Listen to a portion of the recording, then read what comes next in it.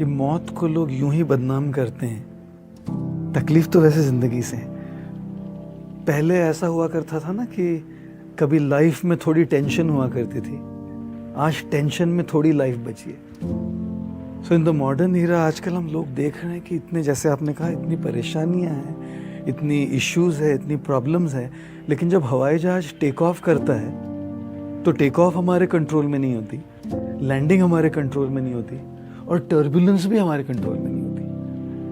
अगर हमारी लाइफ की शुरुआत बर्थ है, वो टेक ऑफ है, और लाइफ की एंडिंग डेथ है, वो लैंडिंग है, तो जब हवाई जहाज टेक ऑफ किया है तो टर्बुलेंस तो होगी ना, मतलब परेशानियां तो होगी ना। जिंदगी है ना जनाब, जिंदगी है ना जनाब, तकलीफ तो होगी ही, वरना मरने के बाद तो जलने का भी एहसास नहीं होता। तकलीफ तो होने ही वाली है। और कई बार लोगों को लगता है कि साधु संत ये जो कपड़े पहने उनको तकलीफ नहीं, सबसे बड़ा झूठ है वो, सबसे बड़ा झूठ। और अगर कोई बड़े आसन पर बैठकर कहे कि मुझे कुछ नहीं हो रहा, वो सरासर झूठ बोल रहा है। इंसान है, साधु भी इंसान है, सूटेड बूटेड व्यक्ति भी इंसान है, ये गेरुए वस्त्र पहना हुआ व्यक्ति भी इंसान है। तो तकलीफें तो दोनों को होगी, टर्बुलेंस तो दोनों में आएगी। लेकिन जो एक स्पिरिचुअल इवॉल्व है, जो एक स्पिरिचुअल शिक्षा प्राप्त कर रहा है, वो सीखता है कि उस टर्बुलेंस के बीच से नेविगेट कैसे करना है, उसको हैंडल कैसे करना है। क्योंकि जब हम हैप्पीनेस की बात करते हैं, हैप्पीनेस कभी भी ऑटोमेटिकली नहीं होता है, प्रॉब्लम्स ऑटोमेटिकली होती है, समस्याएं ऑटोमेटिकली होती है। हैप्पीनेस की चॉइस करनी पड़ती है। देखिए, जो भी कोई हैप्पी इंसान है, इसका मतलब ये नहीं कि उसकी जिंदगी में सब सही चल रहा है। कोई मुस्कुरा रहा है, इसका मतलब ये नहीं कि उसकी जिंदगी में सब सही चल रहा है। एक बार मैं लंदन में कहीं चल रहा था और एक व्यक्ति ने, एक शख्स ने एक टी शर्ट पहन रखा था, उस पर लिखा था डू नॉट डिस्टर्ब, और नीचे बड़े अक्षरों में लिखा था ऑलरेडी डिस्टर्ब। अब और क्या डिस्टर्ब करिएगा अब हमको। तो हर रोज कोई एक ट्रिगर होगा, कोई एक स्टिमुलस होगा, कोई एक कारण होगा जिससे हम डिस्टर्ब रहेंगे। तो खुश इंसान वो नहीं है जिसके जीवन में, जिसकी जिंदगी में तकलीफ नहीं है, नेविगेट करना सीख गया है, वो जो हैप्पीनेस को चूज कर रहा है। देखिए, प्रॉब्लम्स ऑटोमेटिकली होती है, हैप्पीनेस को चूज करना पड़ता है। एंगर, गुस्सा ऑटोमेटिकली आता है, शांत रहना चूज करना पड़ता है। नफरत ऑटोमेटिकली होती है, प्यार चूज करना पड़ता है। नेगेटिविटी ऑटोमेटिकली होती है, पॉजिटिविटी चूज करनी पड़ती है।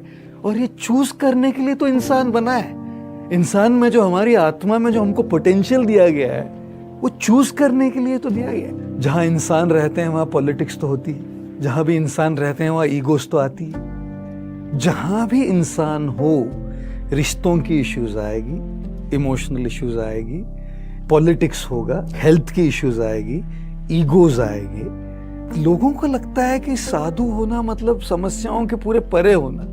साधु होने का मतलब ये नहीं कि समस्याएं नहीं होंगी। नेविगेट करने की शक्ति, नेविगेट करने की ट्रेनिंग है उनके पास, और जितना वो उसको प्रैक्टिस करेंगे उतना वो माहिर बनेंगे। हम कई बार कहते हैं कि खुद को पहले ढूंढना सीखना चाहिए, क्योंकि बाकी सारे सवालों के आंसर्स तो गूगल पर ढूंढ लेंगे। लैक ऑफ कॉन्फिडेंस क्यों है? क्योंकि खुद को ढूंढ नहीं पा रहे और वैलिडेशन के पीछे पड़े।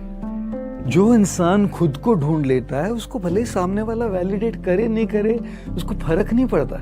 ये खुद को ढूंढ लिया है, खुद में क्या स्पेशलिटी है, खुद में क्या विशेषता है, ये ढूंढ लिया है। वो जो ढूंढ लेता है, उससे जो कनेक्ट हो जाता है, उसमें तो कॉन्फिडेंस आती है। लेकिन जब वैलिडेशन के पीछे पड़ते, जैसे सोशल मीडिया का पूरा जो एज है, बहुत ज्यादा वैलिडेशन वाले जनरेशन है, लाइक्स व्यूज वाला जनरेशन है ये।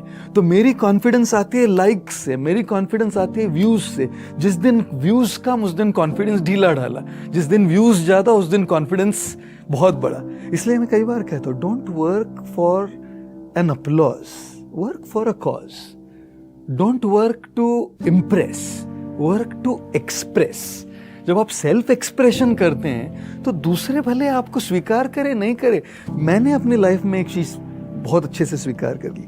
मुझे आज दुनिया में कई लोग हैं जो स्वीकार नहीं करते मेरे तरीकों, जिस तरीके से मैं बोलता हूं, जिस तरह के खुले आम में कई बार सच बता देता हूं, ये कई लोगों को पल्ले नहीं पड़ता। कहीं मेरे ही दोस्तों को, कहीं मेरे ही संस्था के लोगों को ये पल्ले नहीं पड़ता। लेकिन मैंने तय कर लिया कि ये मेरा तरीका है। अगर किसी को पसंद आए, किसी को नहीं पसंद आए, ये मेरी मुश्किल नहीं, मेरी तकलीफ नहीं है। It's none of my problems. जब मैंने अपने आप को खोज लिया है ना, तो मैं वैलिडेशन पर डिपेंड ही नहीं करता। वो अगर मुझे सपोर्ट कर रहे ठीक है, नहीं कर रहे ठीक है। मैं तो सेल्फ एक्सप्रेशन के लिए अपना काम कर रहा हूँ। तो मुझे लगता है कि जब तक हम अपने आप को नहीं ढूंढे, अपने आप को ढूंढने का मतलब है कि पहले ये खोजना कि मुझ में क्या विशेषता है।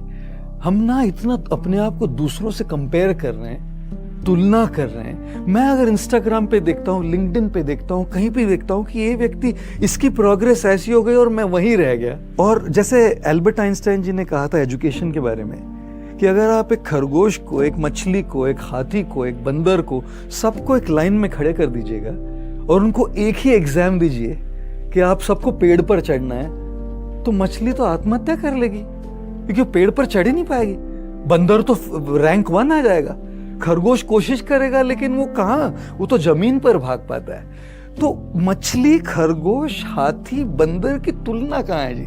सब में अपनी अपनी एक क्षमता है, सब में अपनी अपनी एक स्ट्रेंथ है, सब ने अपनी एक विशेषता, सबको एक तोहफा दिया है। वैलिडेशन की एक्सपेक्टेशन से इंसान डिसअपॉइंट होता है, लेकिन अप्रिशिएशन कोई कर दे तो अपने इमोशनल अकाउंट पे इन्वेस्टमेंट है, उससे कॉन्फिडेंस तो बढ़ेगा।